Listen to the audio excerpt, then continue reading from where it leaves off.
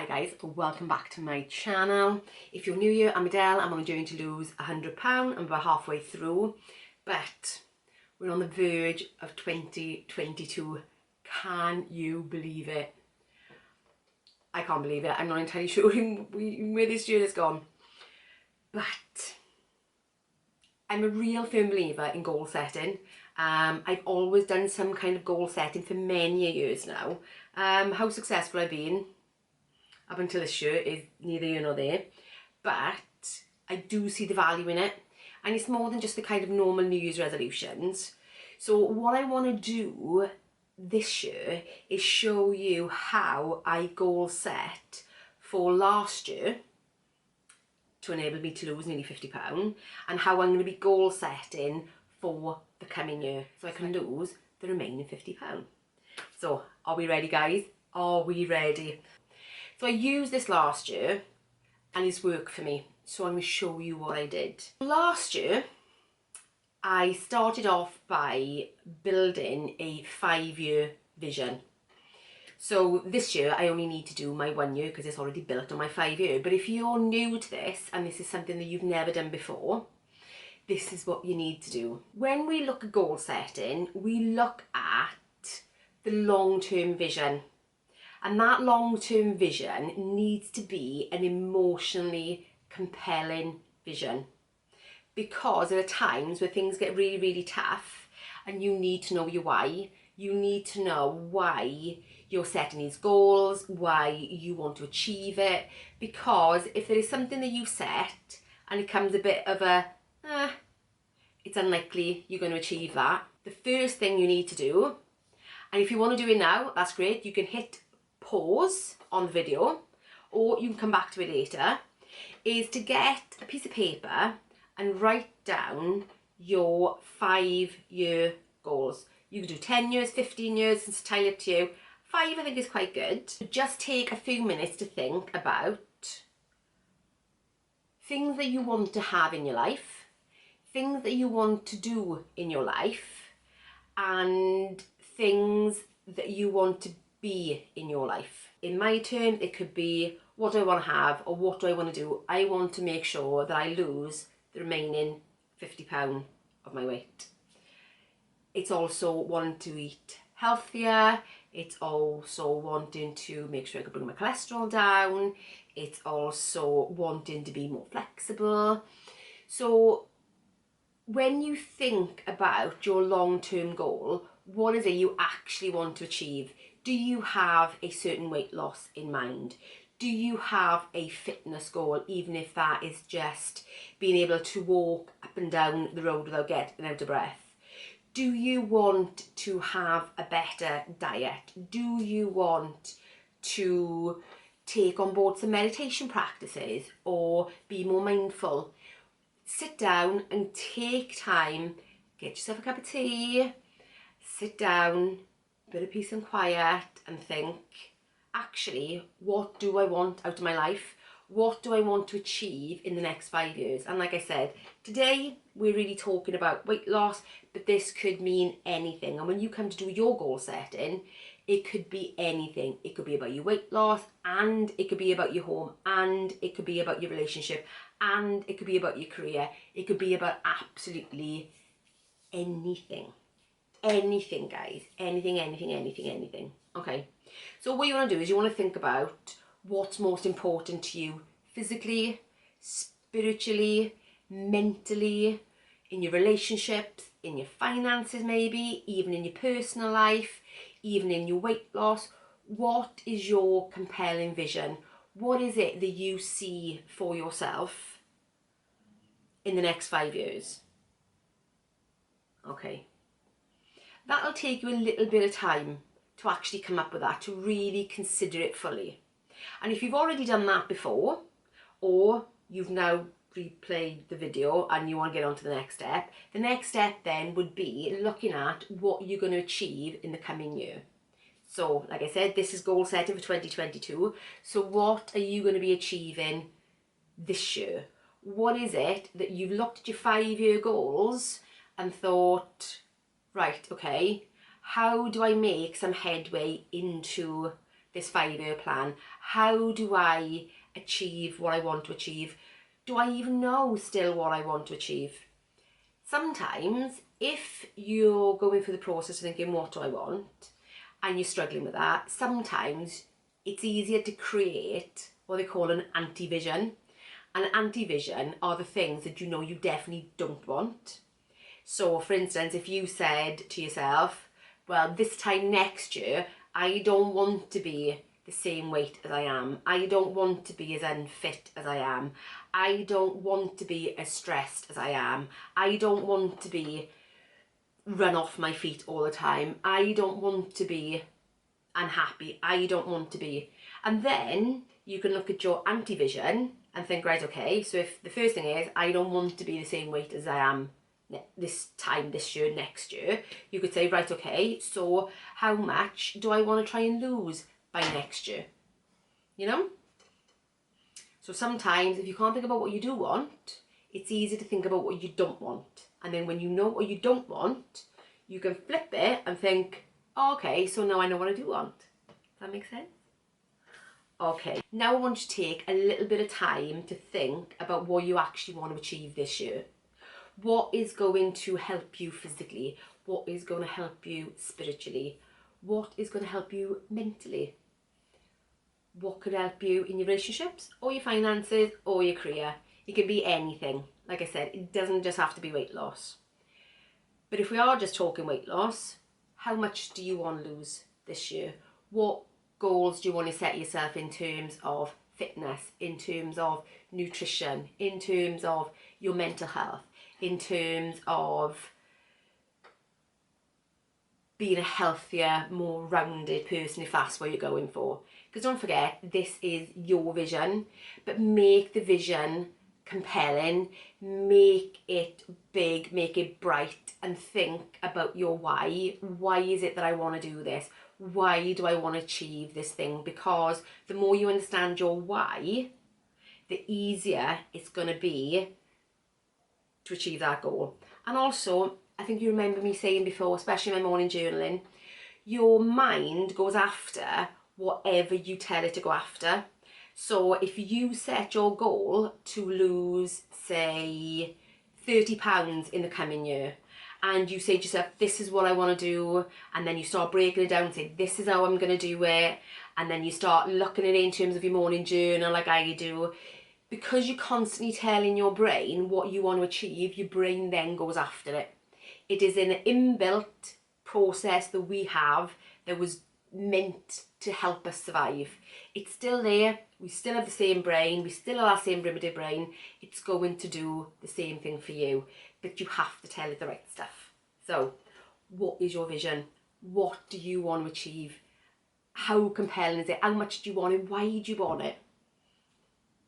Okay, so I'm going to give you a bit of time now to write down your main goals for this year. And if they are weight loss based, I would turn around and say, you know, try and keep it to about 3 goals. Would it help if I told you about mine, if you like? That might help. Okay, so when I did this, I looked at 3 areas really. So first one was to get the target, because that's what I want to do this coming year. The next one was to be flexible and fit in my body. And the last one was to bring calm and more balance to my life. So those are my 3 goals, because I made some headway into that this year, but I still haven't obviously hit my target weight. My fitness is much better than it was at the beginning of the year, massively better, but I feel like I need to take that a bit further. So I'm getting closer to that 5-year goal. And then I've started to bring more balance back into my life, but I think I can do so much more there, so much more. And we do have a shared goal, me and my husband. I'm not quite sure whether him, but definitely me anyway. And that is to complete the build of our garage. Because without that build of that garage, I don't get my new kitchen.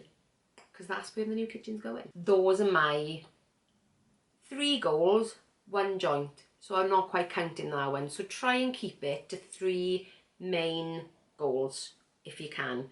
because if we make those goals too many, then it's more difficult to manage them, more difficult to try and hit them if you're trying to hit too many targets.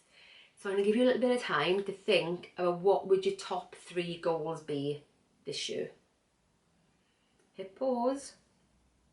Scribble, scribble, scribble. Are you back or did you stay? Either way, let's move on. Now that you've got your targets, the goals, the things you want to achieve, the next thing you need to do is to take those 3 goals, 2 goals, 1 goal, it could be, and look at the steps that you need to take in order to make that goal happen for this year. So let me take you through my first goal. So if I look at getting to target, then I'm lucky in the sense that I've got a bit of learning, which you would have seen yesterday from my review video. But I've got a bit of learning, so I understand now what actually works for me. So what tactics am I going to employ for this year to get to my target? So the first thing is my daily tracking. I'm going to stick with my tracking because I know my tracking really works for me. And without it, we're shooting in the dark. Do you know what I'm saying? The second thing is going to be my morning routine and journaling. As you know, that is everything to me. It's what's got me to where I am. So I'm going to continue with that because that works really, really well. So I'm going to continue that as a daily practice. One thing I'm going to put in is find one new nutritious recipe every single week. And actually, that probably will be the recipe that I will put up on Realistic Kitchens on a Wednesday, because I'm finding something new, so hopefully I can bring you something new. So that will help me out and hopefully will help you out. Next one, introducing more fibre and omega-3s into my diet. Because as you know, I started off this journey because my cholesterol was way too high, and even though it had come down, even though I don't know what it is now because we're not able to get tested, but I know that is something that I will always need to work on. So by introducing fibre and omega-3s into my diet, I know that is a natural way of bringing down cholesterol because we don't want to go down a medication route. So that's the next thing. And when I do my weekly planning, I will be looking at my meals and thinking, right, okay, how can I bring in more fibre? How can I bring in more omega-3s? So that is something that I will then think of every time I do my planning. So that's the next tactic that I'm going to use. The next one is going to be meal planning and my shopping order on a Friday. I've done that religiously most of the time. There has been the odd once or twice where it's not happened for whatever reason, but I'm going to stick with that because that really works. Like I said yesterday, I do it from a really calm, tranquil space where I can make better choices for myself. So that worked really well, so I'm going to continue forward with that one. And another thing I'm going to continue forward with is my diet cycling. 3 weeks on, 1 week off, because that has worked so well for me the last part of this year. I'm definitely going to be taking that forward. So the main differences this year from last year is really focusing in on my nutrition, because up until now, even though I've been trying to make better choices, I still think I had some way to go. And even though I try all the time, this year, because everything else is kind of set and it works really well, and it's been up and running for a year and I don't have to think about it too much, I now can focus more on my nutrition. Next one, so if I look at my fitness and flexibility, that could mean different things for different people. So for me, I really want to build in those 3 yoga sessions a week. Oh guys, how long have I been trying to even fit in 1 yoga session? But this year, it's a concerted effort. It's gonna be 3 yoga sessions this week, because actually this one also links in with my next goal, and that's calm and balance. And I know that by pulling that practice into my life, I know it's going to make me more calm, and it's going to give me a bit more balance, and it's going to create more flexibility and probably a bit more strength in my body without having to say go to a gym or do strength training, because yoga is really good toning for your body, apparently. I don't know, because I haven't done it often enough yet, but that's another one of my goals for this year, is to do that. Another thing is to hit that elusive 8k steps a day consistently. I know I did it for a month, but it's not been consistent ever since. My steps are much higher than they were. I would turn around and say that my steps on average are now at least 6,000 and above, whereas at the beginning of the year, my steps are only at about 3,000 a day. So I've made great progress. I've actually doubled my steps, but now I need to push it a little bit further and make sure I consistently hit the 10k steps, because I think that's enough cardio for me. I think that walking will be good for me, it'll be good for my body, it'll be kinder on my joints. So I can't see myself quite getting back into the running, not just yet. Maybe when I get to Target, I will think about it then. But up until then, walking is good for me. And my goal this year is to walk, and more walking. That's it for this year. But another thing that I put in for my target is to actually assess my activity as I go through the year. A bit like I do everything else, is kind of reviewing and adjusting. And I've adjusted my fitness aspects of my diet up and down throughout the year, as you probably would have seen, because I put it in my weekly updates. So I will go through the year, and the closer that I get to my target, the more I might introduce, or I might just say, actually, do you know what? Doing 3 yoga sessions and 8,000 steps a day is enough for me. My body's functioning really well on that. So I might stay there, but I'm going to constantly assess it, if that makes sense. Okay. My last goal is my calm and balance, because do you know what? I'm kind of a stressy person. I can be chilled, but I do thrive on those higher echelons of stress, shall we say. Or so my husband tells me anyway. But I know that for me, and for my mental health, it's probably not the best thing. So I do need to bring more calm back into my life. I do have a Calm app. Not that I've used it as much as I should, but I do use it, because I do my meditations, and I do have certain meditations that I always do, and I do like the Calm app as well. So it's making sure that I'm sticking to my meditation, and then I'm actually finding new meditations as well. So I'm not doing the same thing, because you know what it's like. What do they say? Familiarity breeds contempt. So it's going to be the case of finding new meditations, switching it up, finding new ways of bringing that peace and calm into my life.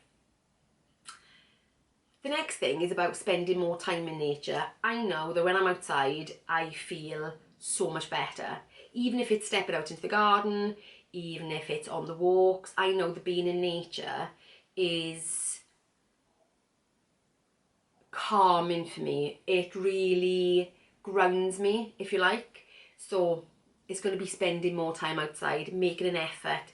Maybe this year I might actually start venturing out and doing more gardening this year, to get my surroundings looking nice, but as well to actually be outside more, to do more, to be out there, to feel a little bit more connected.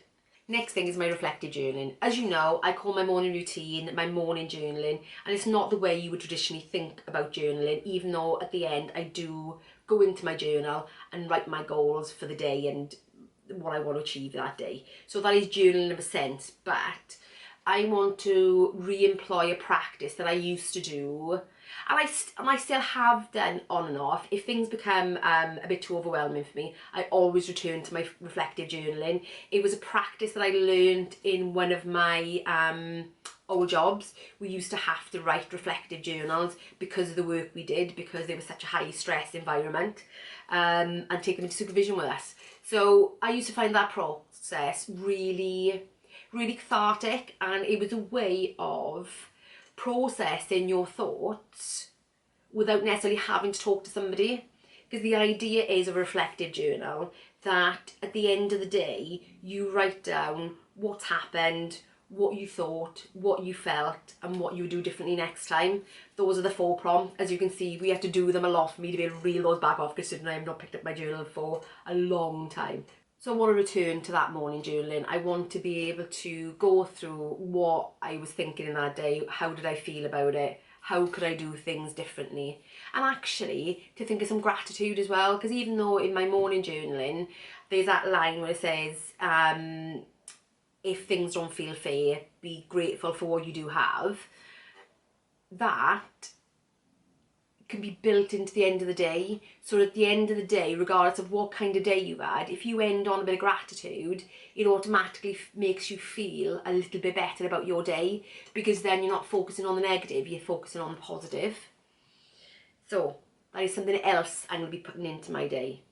And like I said, the fourth one, as you can see, is just about getting that garage completed, because I can't get my kitchen otherwise. Okay, so that is the actual planning part. And when you get the Kickstart tomorrow, it does have a planning document in there so that you can put your weight loss goals and space to write in your tips and tactics for how you're going to achieve it. So keep that bit of paper, keep it safe, review how your year has gone. And if you haven't seen that video, I will leave a link. Review how your year has gone. Look at what's worked well and take that into the next year if you know it's going to serve you well. And then in tomorrow's video, you will have a place to put it. But before you leave me, there's one last thing I'm going to do. And I love me a good vision board. Vision boards are awesome because we have these lists and they're wonderful. And I know that through my morning journaling, that's where my lists live. So these tactics will then go into my morning journal so that I remind myself every single day of what it is that I'm meant to be doing. You see my morning journal, you know what it looks like. These are my tactics. This is where I put them so I do not forget what I'm meant to be doing, because I'm guilty of forgetting. Let me show you my vision board for this year. There we go. So that is my digital vision board. That lives on my iPad, that lives on my laptop, that lives on my phone. So, and it is my home screen. So every time I open that up, that is what I see. But I'm going to take it one step further this year. Let me show you. So guys, I'm going one step further this year. So as you know, we are in my office because that's where I film all the time. But what I've done is I've actually printed out the pictures from my vision board. So what I'm going to actually do is, this is the back of my office door, because I'm coming here, close the door, keep the world out, do my filming, do my work, do my planning, do everything that I require people not to interrupt me for. So what I'm going to do is I'm actually going to use the back of my door as a vision board. How cool is that? So I think what I'm going to do is I'm going to separate them off slightly. So I'm going to put everything. How mad is this? My husband think I'm crazy, but it doesn't matter. So these are, as you will see in my other thing, that is the vision of my new kitchen. So I will put these further down, not because they're not important, but because they are a shared goal. So it does require my husband to hold up his part of the bargain as well, do you know what I'm saying? So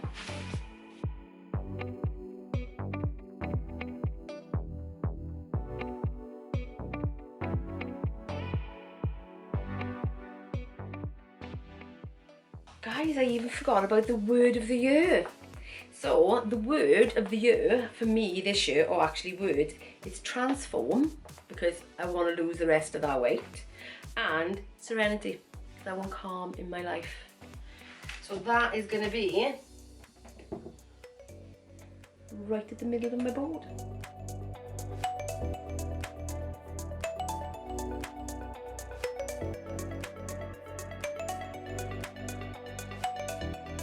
There you go, guys.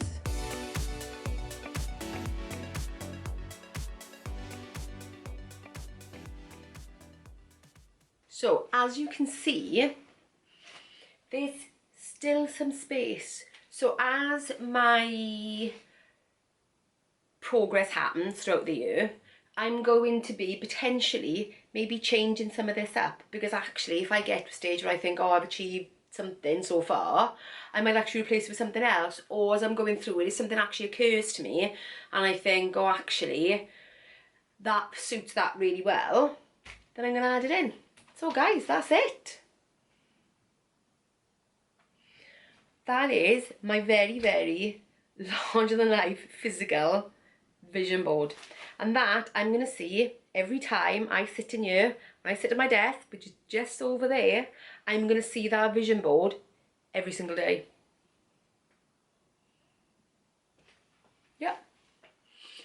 So your vision board can be a physical one like this, it can be a digital one, it can be on your phone, it can be on the inside of your bathroom cabinet, it can be on the inside of your wardrobe doors, anything that you feel that you're going to see every day, because your brain is very visual.